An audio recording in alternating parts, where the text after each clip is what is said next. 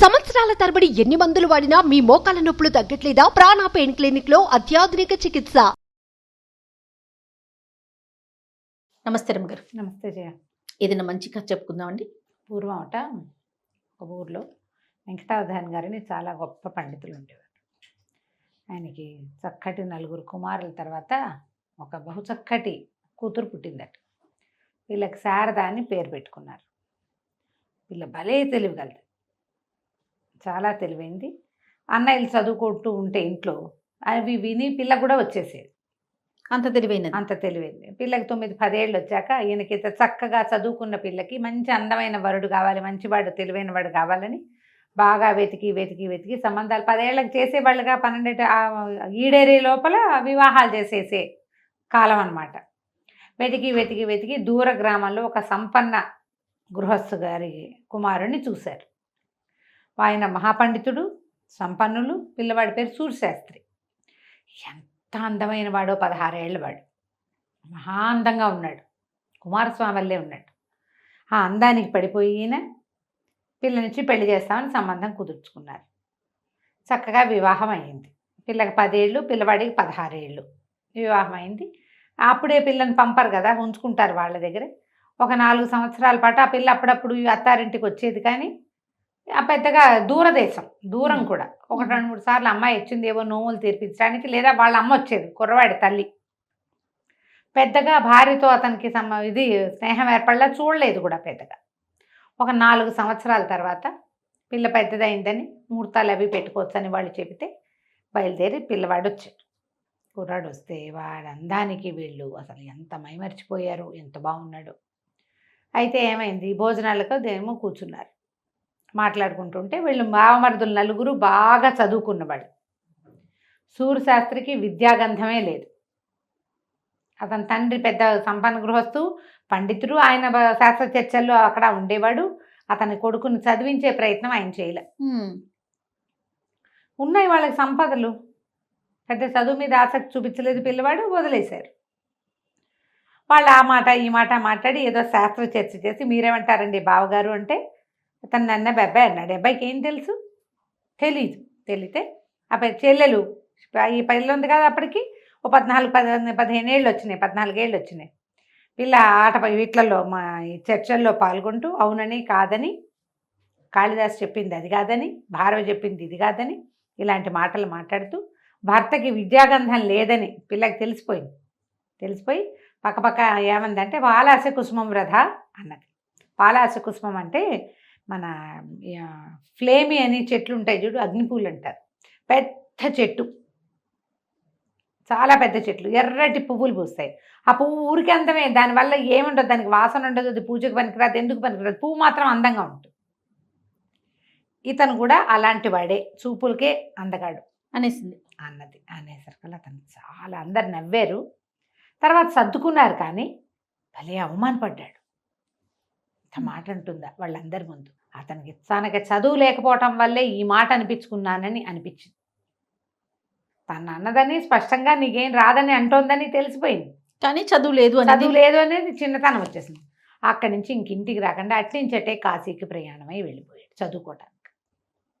ఒక మహాద్భుతమైన గురువుగారు ఉన్నారని తెలిసి వెళ్ళి ఆయన పాదాలు పట్టుకున్నాడు. నన్ను చదివించండి, నాకు విద్యాగంధం లేదు, చదువుకోవాలి, చదువే ఇంకా నాకు రెండోది లేదు అనేసరికల్లా ఆయన అన్నాడు, చక్కగా ఉన్నాడు, చూపులకు బాగున్నాడు కదా, సరే ఏమిటో ఇంత హైరాన్ ఏమిటయ్యా, నిదానంగా చదువుకుంది కానంటే, కాదండి చదువు తప్ప నేను రెండో పని చేయను, చదువే కావాలి నాకు అనేసరికి సరే పద లోపలికి వెళ్దామన్నాడు. లోపలికి వెళ్దామంటే సరే లోపలికి వెళ్ళాడు. ఇంట్లోకి వెళ్తే గురువు ఇతను మంచి ఆజానుబాహు, పొడుగాటివాడు. వంటింట్లో నుంచి పెరట్లోకి వెళ్ళే గుమ్మం పడేయాలని తగిలింది. నెత్తి రాసుకుంటూ దొడ్లోకి వెళ్ళాడు, స్నానం చేసి వచ్చాడు. మళ్ళీ అదే గుమ్మంలో నుంచి రావాలి. మనమైతే ఏం చేస్తాం, వంగుతాం. మళ్ళీ తగిలింది. సరే కంచాలు పెట్టి ఆవిడేమో విస్తలు వేస్తుంది భార్య, ఆయన గురుగారి భార్య. ఆయన ఏం చెప్పాడంటే, ఈ పిల్లవాడికి ఆముదం వడ్డించు నెయ్యి బదులు, రోజు ఆముదమే అన్నంలో అని చెప్పి నేను చెప్పేదాకా అని. ఆవిడ ఆముదం వేసి వడ్డించింది. వీళ్ళు చాలా సంపన్న గృహస్థులు, అత్తవారు పుట్టింటి వాళ్ళు కూడా. అతని తండ్రి సంపన్నుడే, ఈయన అత్తగారు సంపన్నులే. నెయ్యి లేకుండా ముద్ద దిగదు. మామూలుగా వీళ్ళకు ఆహారంలో నెయ్యి ప్రధానమైన పాత్ర వహిస్తుంది.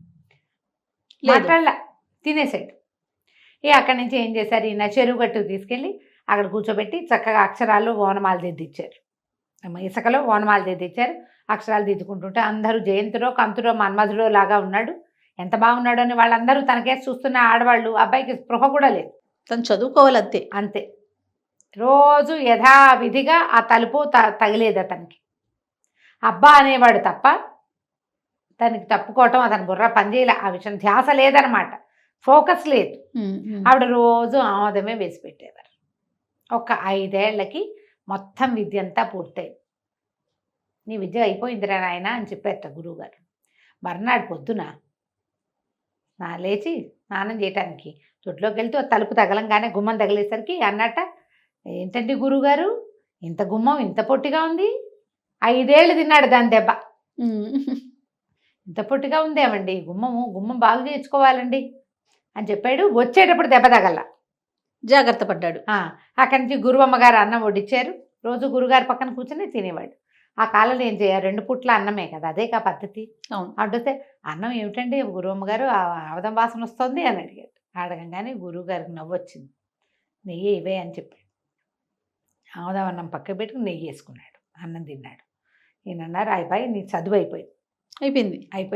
ఇక నీకు రాదు కూడా, ఇంకా చదువు కూడా అయిపోయింది, ఇంకా నీకు రాదు. అంటే నీకు ప్రాపంచిక విషయాల పట్ల దృష్టి ఉన్న వాడికి చదువు రాదు. చదువు వచ్చేవాడికి మిగిలినవేవి పట్టవు, చదువు మీదే ఉంటాడు వాడు. ఫెసిలిటీస్ అక్కర్లా వాడికి, చదువుకు చదువే. ఇప్పుడు బాగా చదువు రావడానికి ఎక్కువ కారణాల్లో పెద్ద ప్రధానమైన కారణం ఫోకస్ లేకపోవటం, అంతే. వేరే విషయాల మీద ఉంటుంది, దీని మీద ధ్యాస లేదు. నువ్వు ఇంక ఇంటికి వెళ్ళిపోవచ్చోయ్ చెప్పారు. చెప్పితే సరే మర్నాడు బయలుదేరి గురుగారు అనుజ్ఞ తీసుకుని కాశీ గంగనప్పుడు కావళ్లలో తీసుకుని వెళ్ళేవాళ్ళట. గంగకు ఆవిడ ఎత్తుకుని బయలుదేరాడు. మొదట అత్తవారి ఊరే తగులుతుంది ఇంటికి వెళ్ళేటప్పుడు. ఎన్ని రోజులు ప్రయాణం చేస్తుంటాడు ఆయన ఆ కాలంలో. సరే అత్తవారింట్లో ఊర్లోకి ప్రవేశిస్తే సరే అక్కడ పెద్ద చెరువు ఉంది. ఆ చెరువు గట్టు మీద విడిది పెట్టుకున్నాడు. ఆగాలి, 2 పూటలు ఆగాలి కదా. కావిడి అది దించుకున్నాడు. స్నానం సంధ్య చేస్తే ఆ ఊళ్ళో అప్పటికి అంతకుముందు బావమరుదులు కొంచెం చిన్నవాళ్ళు కదా, 5-6 ఏళ్ల నాడు. ఇప్పుడు బాగా మంచి పేరు తెచ్చుకున్నారు, బాగా సెటిల్డ్గా ఉన్నారు వాళ్ళు.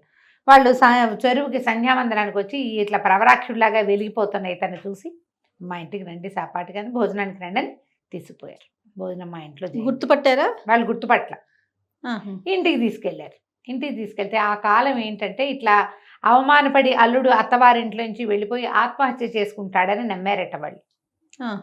చుట్టుపక్కల వాళ్ళంతా ఆ భర్త అప్స్కాండ్ అయిపోతే పిల్లని ఇట్లా అలంకారం చేసుకొని ఇస్తారని ఆసెమ్మ ఓసెమ్మ అందరూ బుగ్గలు నొక్కుకుంటున్నారని పిల్లకి శిరోముండనం చేయించేసేవారు శారదకి. అయ్యో, అతను ఎక్కడ ఏమైపోయాడో వీళ్ళకి తెలియదు. అయితే ఆ విస్తళ్ళు వేశారు. ఆ అమ్మాయి వంట చేస్తోంది. వడ్డం చేయటానికి వచ్చింది, తల మీద వస్త్రం వేసుకు. సరే ఏమైందట, చారు పోసింది చేతిలో. చారు పోస్తే చారు ఘుమఘుమలాడుతోంది.